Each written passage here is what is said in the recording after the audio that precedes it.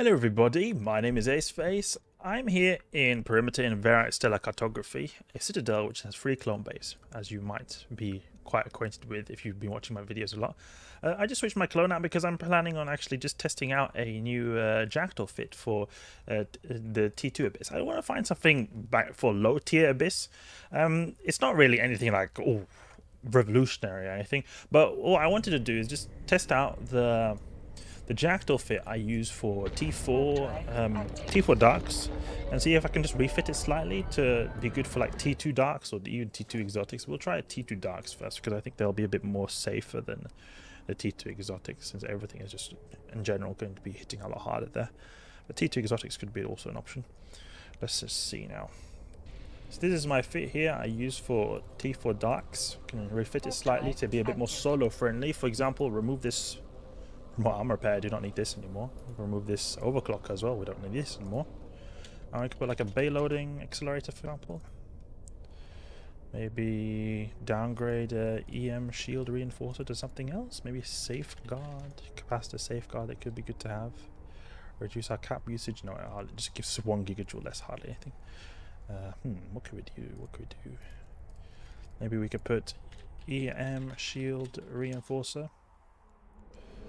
Small EM shield reinforcer like that, 75% EM resist, or is there anything we could use that could give maybe a little bit more? 2 of them give 75, so I think that's good right there. Let's just get the ship out from here. Jackdaw, I think it was this Explorer Jackdaw I refitted. Okay, what's we're going to do here? Remove the Gistum and this overclocking right here, and then we can also remove the Tech 2 rigs. Don't need these. And then we put a EM shield reinforcer, small EM shield reinforcer, 2 of them, and then we go with the bay loading accelerator, Tech 2, just to get extra DPS as well. I might go for exotic because I feel like it just is going to be a whole lot more efficient in terms of time. Because if you want to do the T2s in a destroyer, we want to do them as quick as possible. So I think it might be actually better to just go for that. See now, bay loading accelerator, Tech 2, EM shield reinforcer, Tech 1, like that. Okay, and if we go in sharpshooter, we have 310 DPS. Let's go for exotic. Let's try exotic. Can remove this thermal right here. Scourge, Fury Light missile.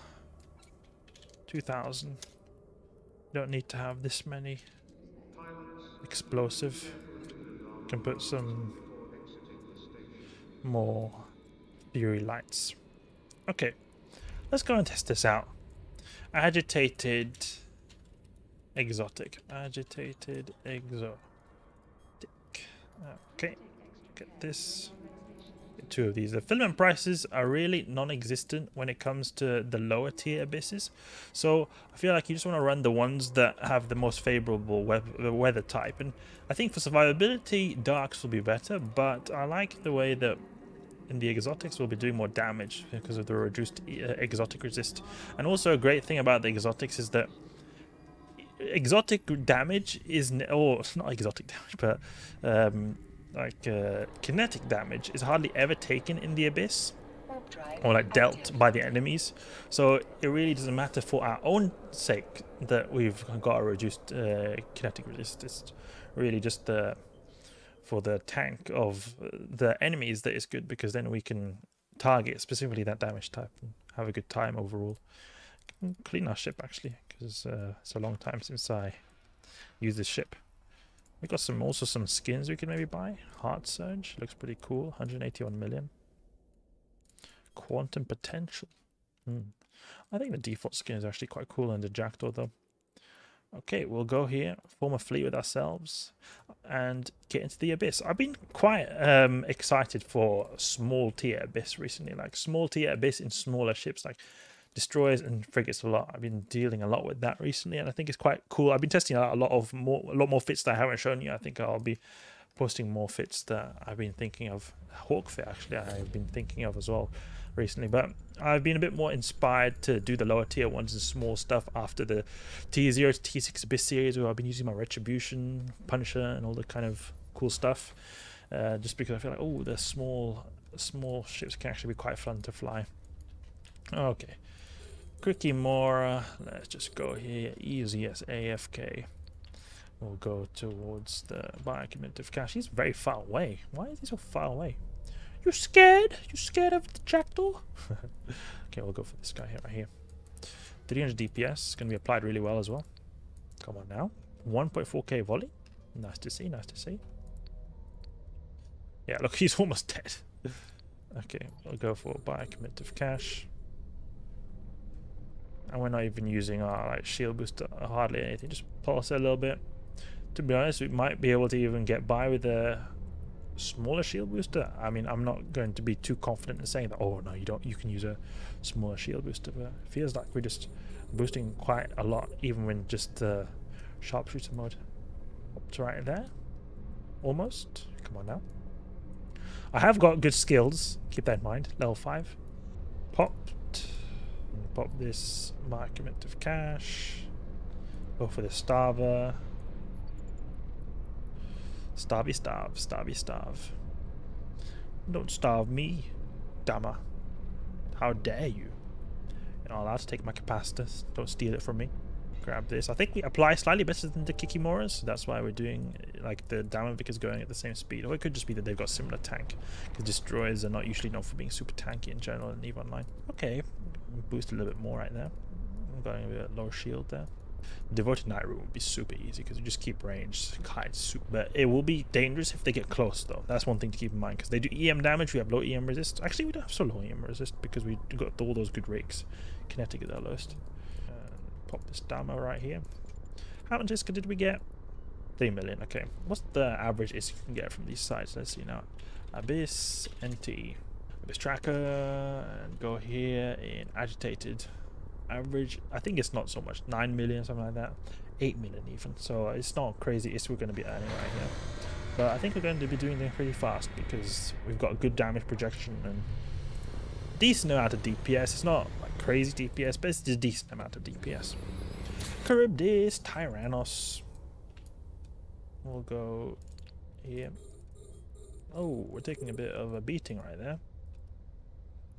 Taking a bit of a beating. Want to speed tank a little bit. Remember, we can go a little bit to the side like that.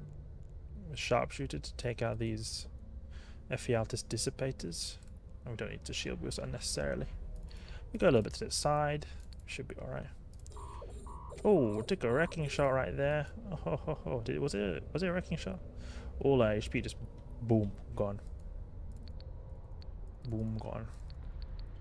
That's what's a great thing about using the damage control and like the EM resist mods. We have the decent buffer, like effective buffer. Not like we're improving our shield HP, but we're getting some good resists, improving our buffer sort of indirectly. Okay, come on now. Let's go with the sharpshooter mode, or no, the like a speed mode. Then get a bit closer. Use our shield booster to get to max shield. So then we can get close to Charybdis right there. That's a good demonstration of sort of like a worst case scenario, because I think you can't get worse than 50%. Like you can get, I think you might be able to get minus 30%. Kinetic radius or minus 50%, not minus 70%. This is more like the worst kind of wrecking shot you could get from Charybdis Tyrannos, because they have, this guy can hit some big volleys if they land properly. I think also Rogue Drone Battle Crews, you need to watch out for them as well. They can hit pretty hard, especially the kinetic one. They'll hit hard. They will volley our shields because they do 3k damage. So they will actually volley our shields, the Rogue Drone Battle Cruisers, but we'll be able to survive because we've got like a decent buffer from the damage control, etc. Oh no, oh no. Move to the side a little bit, just so we can shoot Charybdis with the missiles. Charybdis Tyrannos. Already shielded down. Goes down pretty quickly. These lower tier sides, it's not much of an issue. Go a little bit here to the side. This transfer conduit over there. Come on now. 1.6k volley is pretty nice to see. And jump into the next room. Let's go. Oh, another Kirby's Tyrannus. Okay. I'll go in with the speed mode just to get in range quickly. What is our range without sharpshooter? 32 kilometers, so we won't be able to fully hit right here. But if we can just get in range a little closer to curb this, so we can like get a good transversal going on. Do so much less damage with the sharpshooter or the speed mode though. It's a bit unfortunate. Pop that. Come on now. Destroy Scylla Tyrannus. A signature radius I think is buffed. Inertia and velocity. Okay, no, it's not signature radius, just inertia. It might be good to just go for sharpshooter or something of the like. Go here to the side a little bit and do more damage at the same time. Never want to go head on approach to curb this Tyrannus because it's not going to be a good time. Jackdaw looking so cool. I'm going to shoot the missiles here. I've seen people that they've been using rocket Jackdaws to get like super high DPS, and they could be good. I prefer light missiles though, and the reason is because of the damage projection. Like, look at this guy. He's 43 kilometers away. The time it would take for me to get to him, I feel like that time wasted would sort of compensate for the increased DPS, or even be better with light missiles than the increased DPS of rockets, because we'd be just wasting so much time traveling to all our targets. It'll be not a good time. I do, however, think that rockets, they do get a significant range buff when you're using the Jackdaw. Like, you'll see that, oh, my rockets can suddenly hit far because the sharpshooter's really good buffs to range. But still, I think I prefer the light missiles because you're sort of able to hit stuff all the time. It's the same concept with like the retribution that I often use. It's using beams, and even though it's lower DPS than pulses, I like the way it's able to hit all the time, because then you're sort of fully utilizing the ship's capabilities, it almost feels like. And I just feel like it's a bit quicker still, even though the DPS is lower, because you're applying damage all the time. More like effective DPS rather than on paper DPS. I think it's a situation like that.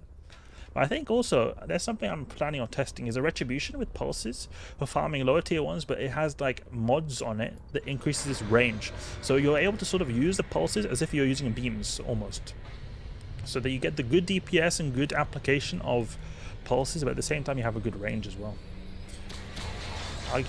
Good to go in defense mode right here when going outside of these filaments. Just in case you were to get some ganker, you could just snipe him with defense mode, having it like good HP. You'll probably be able to survive. It could also be an option to go in like sharpshooter, because then you can maybe take out the guy here. But I think it will, it's like if there's someone to gank. But I think it would be better to go in defense mode, since you're going to be a bit tanky and you'll be able to like survive a bit longer and wait for Concord to come here. Alright, so that's some T2 exotic in the Jackdaw right here. There are some waves I think that could cause issues for this. One is the angel wave, because the angel will be able to like get you straight away and do damage all the time. But I think we might be able to tank him. We've also got this capacitor booster right here, so even if we're getting new to now, we're going to be able to use this. We didn't even need to use this a single time, so that's how powerful we are by here. But it is a pretty expensive fit, and it's mainly coming from this shield booster right here, which would be good to cheapen if it was possible. But this is what at least I'm using right here. Also the Coreli A-type might be a bit unnecessary, and the Thucker cat battery definitely I think is unnecessary actually. Yeah, that's in fact something I should change, because the Thucker gives a bit less capacitor than the Republic fleet over here. The difference is that the Republic fleet uses more power grid and less CPU. So this would be better to use because it's also cheaper than a Thucker. So it's, generally speaking, you want to go Republic fleet unless you can't fit it and you use Thucker. But we'll be adding this then to the fit though. Alright, so that's it for now. Hope you guys enjoyed the video. If you did, please leave a like and subscribe. I'll catch you guys later.